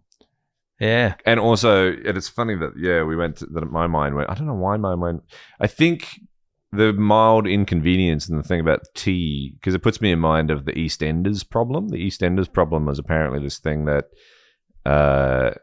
the UK power board or the power grid in the 80s, they would have to buy excess power from Europe, from the French grid, because they had I think the distribution of power is quite interesting, trying to figure out how much power a country generates, how much they need at different times. And you're going to have too much power sometimes, and you're going to have too little power. And so then in Europe, their power grids are interconnected and they're part of the European Union. And I wonder what happens now with the UK, but the UK would export power at certain times and then import power at certain times. And so there was a standing arrangement with France because they would have to import almost something like 60 or 70% more power at 4:30 in the afternoon on certain days. And it was because EastEnders would finish and everyone would go and put the kettle on. And so you just suddenly had whatever it was, 20 million kettles all go on at the same time. And it would spike the grid. And it took them a while to realize. They had to do a whole investigation into why there was these grid spikes at a certain time. That's brilliant. And it was finally someone having that insight of going, oh, well, what do you do at the end of EastEnders? And they're like, oh, of course, we put the kettle on. Yeah, because electric kettle it's no joke. Like, the thermal capacity of water, like boiling a liter or two of water is so energy intensive. And you are boiling it, because my mind went to, I wonder about hot water systems and do they have electric hot water systems in the US? But I bet there's an exponential difference between heating water to, what would it be, maybe 40 degrees, 42 degrees Celsius if you wanted a hot shower or a hot bath versus getting it up to 100 degrees. That would require so much more energy, and you're only doing a small amount, but it's doing it in a very intense kind of period of time. Because what are they doing? It's the same as a incandescent light bulb, isn't it? It's just it's a coil of metal that you're running a current through. And it's just straight resistance. Just that's all it is to. I mean, your toaster, I guess, is doing that. But I wonder, your toaster would be going above 100 degrees? Oh, not necessarily. You could probably toast bread at a lower temperature than boiling water, I guess. And you would heat the element up instantly. All right, how hot do you think a toaster gets? Let's guess. I'm going to say... what's the incandescent point of the what I suppose it would be like a ferrous like wire? I bet you could toast bread at maybe 70 to 80 degrees Celsius. Are you going to do the over or under? What material would an element in a toaster be made out of? Would it be like what is it in a light bulb? Is it? I knew what is like. Yeah. The book Fahrenheit 451 is called that because that's the combustion point of paper. Is that true? Yeah. Oh, that's cool. So let's work back from that. Okay. I can't convert Fahrenheit to Celsius. And I also don't know how that helps me when I'm thinking about bread. And also, it's not actually catching the bread on fire. It's just kind of browning it, isn't it? Yeah. So does any of that help? Look, I feel like this might be a totally off, but in order to get it to incandesce, like right, because it glows red. I'm thinking it's got to be like I'm just gonna ballpark like 200 degrees. Okay. Like a standard toaster's heating element can reach temperatures of around 538 degrees Celsius. So I was way off. So then a toaster. So I wonder then if a toaster is taking a lot more power than a kettle. Well, here's the thing. Like, in my intuition tells me that it's just in air. This thing it's contained, and like the thermal capacity of water is so intense that it's just gonna conduct the heat away from that. So I feel like getting an element in a toaster to that temperature and maintaining that temperature for the few minutes that it would take is going to be, I assume, would be a lot less energy intensive than getting a element in a kettle up to that temperature and like continually as the water is conducting away that energy, that heat, that thermal energy. It's not giving me a... Because if you poured water on a toaster, it would cool that thing down immediately. Like, yeah. I'm not going to try that. No, anytime please soon. don't. Nobody at home do that. That's like famously how like Bond kills villains. So if we're just looking at wattage, it's saying typical toasters 600 to 1,000 watts, kettles 1,800 to 2,400 watts, electric cooktop 1,200 to 2,400, oven 1,800 to 3,800. Yeah, okay. Yeah, so I think your theory sounds about right. It also kind of brings to mind that idea of when they first invented light bulbs, the fact that light bulbs are incredibly inefficient, that they actually, I think incandescent light bulbs only give off 5% of their energy as visible light, and the rest of it is heat. Yeah. Because really that's what you're doing. You're actually giving off all this energy. And then a light-emitting diode is so much more efficient.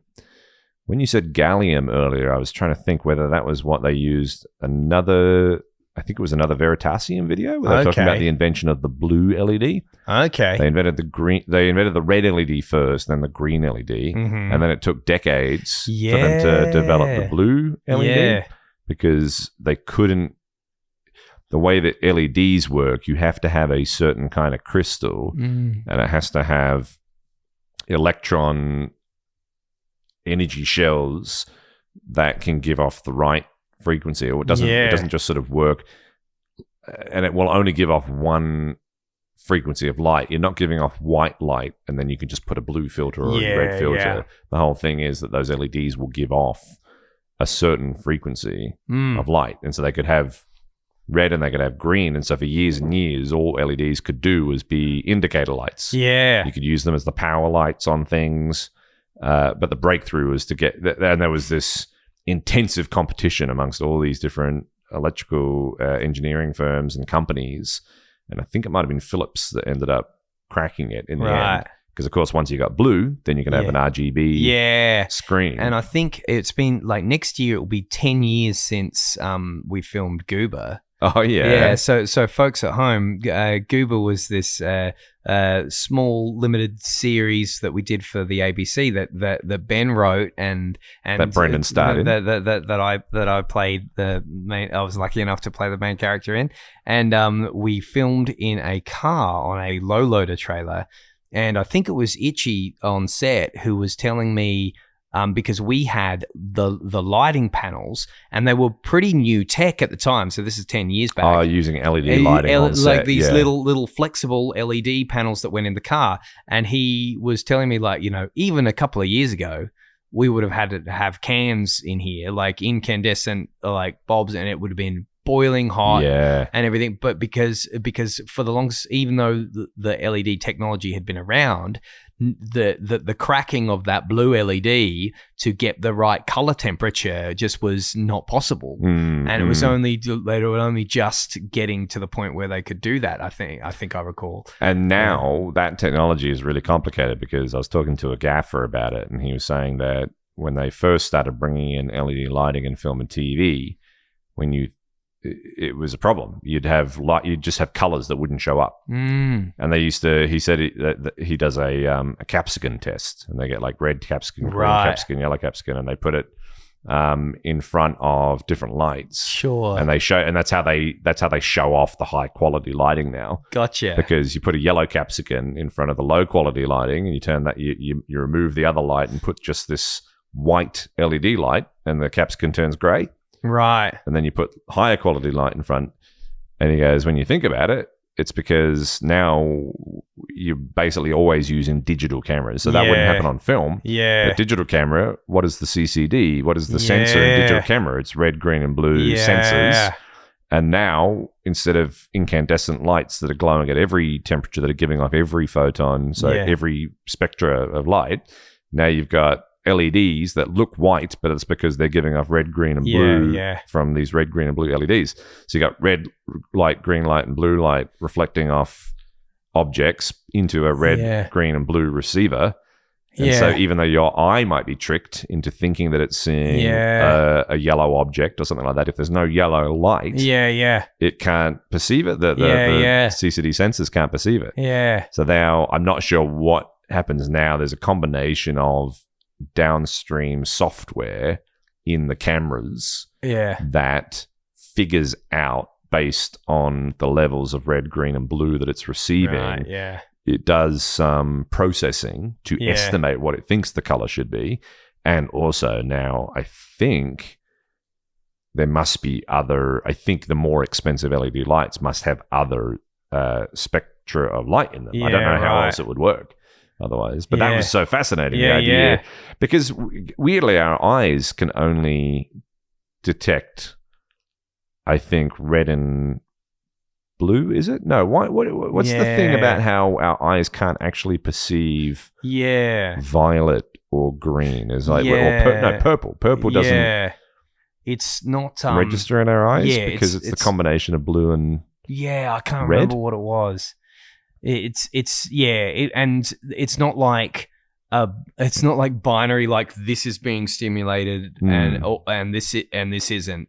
The sensitivity graphs of your different cone types aren't uniform. They overlap in really weird ways, and then our brain is doing, like our visual cortex is doing a huge amount of pre-processing of the signal, which is why we're so prone to optical illusions, because our brain is doing a whole bunch of overcompensating. There are like Steve Mould does a great series on that. There's another excellent video about that, probably the best I've ever seen, with the diagrams that have been done by Captain Disillusion. He does a really, really cool animated breakdown of like I can't remember exactly what topic he's doing, but it, like the way rods stimulate and stuff, and technology. Alec from Technology Connections also does a really good series on why he hates LED Christmas lights, and because like back in the day they were just like little incandescent globes with painted bulbs over the top, and so if you got a yellow bulb, then you're getting yellow light, like but nowadays like they simulate that, because this isn't yellow, this is just like a combination, and so there's no yellow light is being produced, and also it's about the frequency at which they're flashing. And interestingly enough, you mentioned that LEDs, the only things they were good for a good while was like indicator lights. LED indicator lights, on the flip side, actually create a problem for self-driving cars, because instead of like an incandescent globe that has sort of like a continuous light output, the flashing, the strobing of LEDs create a problem, because if they're not in sync with the frame rate of the camera on a self-driving car, they will misinterpret the brake lights and signal lights. The solution there might be to have like a slower frame rate or a longer exposure time for a more persistence of vision for the camera. But then that creates other problems with like fidelity of the image. So that's an interesting side effect. The fact that there are people out there having to like tussle with these problems. Oh my god.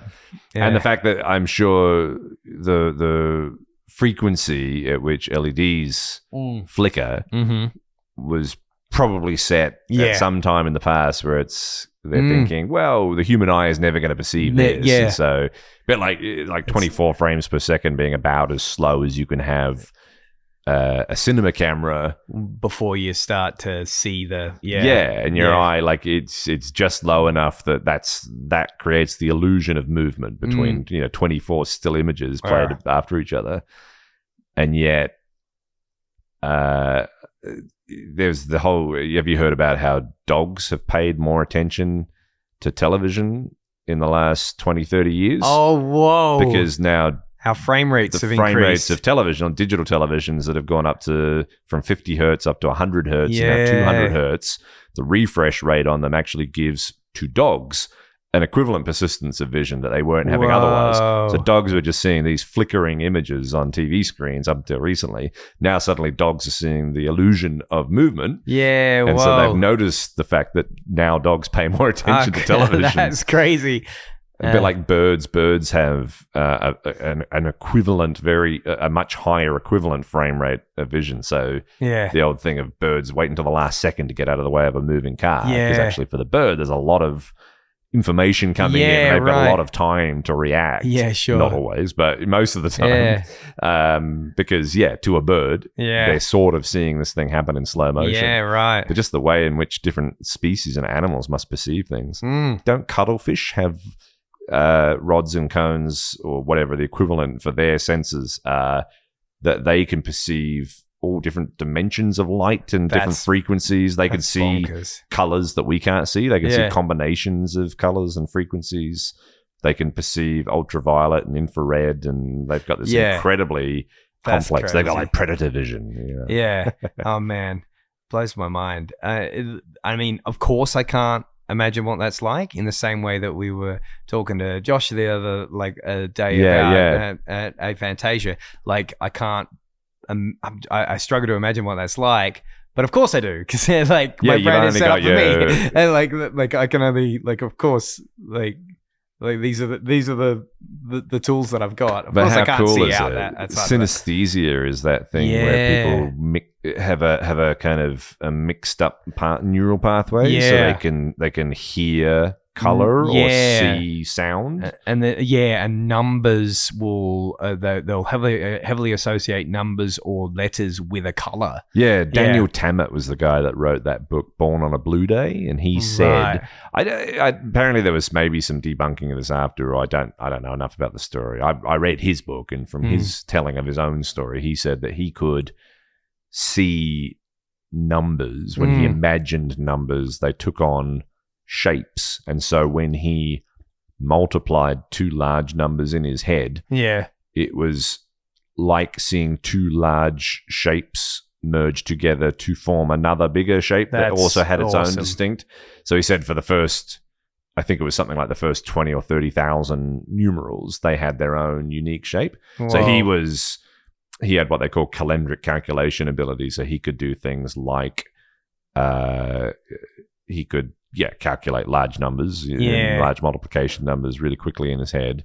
But he could also do that thing of, if you told him what your birth date was, he could tell you what day of the week you were born. Right. Which supposedly is not a very it would be almost impossible for you or I, but in terms of the mathematical complexity of what it is, it's not apparently that complex. So if your brain works a certain way, like some of these people with what they used to call autistic savantism, but if you've got synesthesia or these other things, it allows you to do some of that kind of stuff. I know Kim Peek, who was the gentleman who Dustin Hoffman's character in Rain Man was sort of loosely based on, or Dustin Hoffman spent some time with Kim Peek and sort of learned his mannerisms and stuff. But Kim Peek had that capability, and also he had photographic memory, so he could memorize the phone book, he could memorize the Bible, he memorized the complete works of Shakespeare. He could do similar things to sort of what that character in the film does, and count things instantaneously. But on the other hand, it comes with almost crippling other, he couldn't tie his own shoes, his father cared for him until like quite an old age, and because his physical capability wasn't there. But interestingly, Kim Peek, I remember reading about him when I was doing some neuroscience at uni, and he had something called agenesis of the corpus callosum, which is so you're if you imagine the classic sort of image of your brain is like I'm doing the thing with two fists. I'm putting my two fists together at the knuckles, and that's kind of your rough shape of your brain. The bridge in between the two hemispheres of the brain, that's the corpus callosum. And Kim Peek had something that, it wasn't a tumor. He had like swelling when he was born at the back of the brain, and he had like he had fluid build up in the back of the brain that put pressure on the cerebellum in the back of the brain. But apparently his corpus callosum, so the interconnections between the two hemispheres, was much, much denser than an average person's brain. Okay. So he had this incredibly dense. I can't remember the exact amount, but it might have been something like 3 or 4 times more, or it could have even been more. I don't know. But like more connections between the two hemispheres. But he actually had brain damage. Like there was less brain tissue at the back of his brain that caused all sorts of other motor neural kind of issues. And yet somehow this weird, well, I shouldn't say weird, this atypical interconnectivity between the two hemispheres ends up giving him this all these other capabilities that are almost miraculous. Yeah, I was talking about this just the other day with Luke, the guitarist from the band that I just went on tour with, and he was listening to a podcast about some results they were finding from people who had their corpus callosum, where it had been cut. Like, because I think, correct me if I'm wrong, was that a now not practiced procedure for epilepsy? It still actually is, I think. Right. In very extreme cases. But yeah, epilepsy is a sort of an overfiring and overstimulating of neural activity. So it's sort of interestingly, they've compared epilepsy to people who have experienced seizures and people who have experienced lightning strikes. Right. So it's sort of overactivity across parts of the brain. And yeah, I don't know enough about it, but they used to, on some people, they would sever, and I think they still do, they can sever parts of the corpus callosum, and it can cure people with epilepsy. It somehow is short circuit. What's the opposite? It's severing the circuit between the two hemispheres. Yeah. But then what else had you heard about that? Well, it was just the kind of results that could come from that, from a person's perception, like if they cover one eye and ask them to draw something. Yeah. And then and then ask them to remember what they'd drawn, like, and they couldn't do it, but they'd drawn, like they'd been shown something and told to draw that thing, and then they've asked them what thing they'd seen, and they didn't know what they'd seen, but they'd just drawn it. Yeah, that sort of thing. You get this real disconnect between the visual thinking and then the sort of the categorical thinking, which is sort of how we classify objects and things like that. It's so spooky. And you can what add happens that to the list of things that I can't. I'm like, it doesn't. I can't square that. But in the same time, of course, I can't, because I'm only operating with the experiential knowledge that I have. And they're discovering more and more about the neuroplasticity of the brain, because they used to think after a certain age your brain stopped growing or you stopped creating new neurons, but now they know that's not true. Actually, your brain continues to create new neurons, and it continues to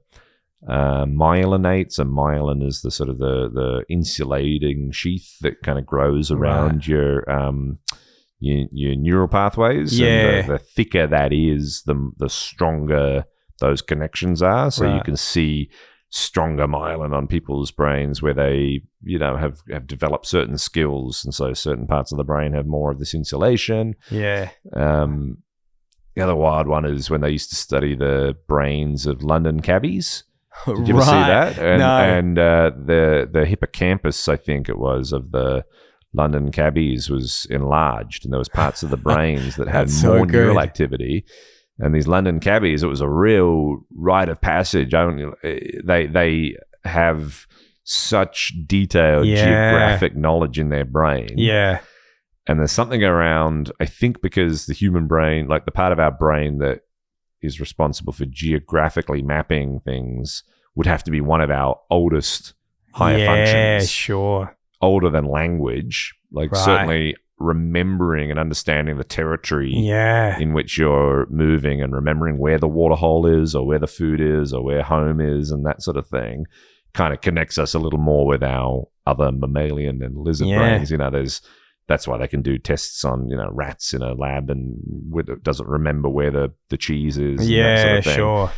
But Yeah, London cabbies had this sort of enlargement of that part That's of the brain so great. because What a flex. yeah, and I guess that's a no wait, which one's which? Nature, nurture. That's a nurture thing, Yeah, right? yeah, That's sure. a learnt thing. Yeah. There's probably some people that are more drawn or gifted to that, but by virtue of the practicing of that thing over and over Yeah. again, they actually change their brain structure until the fact that and I remember also seeing that they could look at the brains of rats and actually see a small part in the brain of which area in a maze the rat was remembering and thinking, and it actually maps because I mean this is the dream of this idea of like, can you map where information is in the brain? Yeah. It's still so complex to yeah. us that we can't do it yet. Yeah. But who knows, with AI and you know the advancements of brain imaging and all this other stuff, we might, I don't know, within our lifetime it might be this thing where you're starting to look at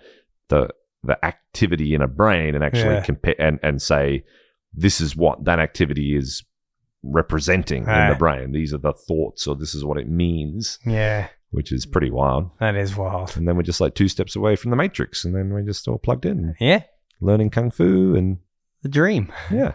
and like learning to fly a helicopter. That was the takeaway from that movie, wasn't it? I'm pretty sure everything went fine for those guys, didn't it? Yeah. And they learned everything, and then it was fine. It all went great. They looked great in black and leather. Yeah. Every teenage boy in the 90s wanted to dress that way. Yeah. Yeah, it's true.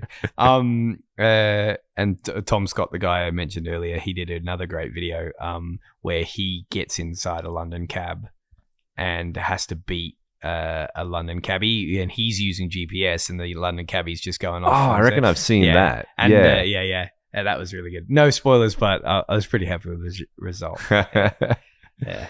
Well, if you think you could beat a London cabbie, then why not? Try it on your friends. I want to know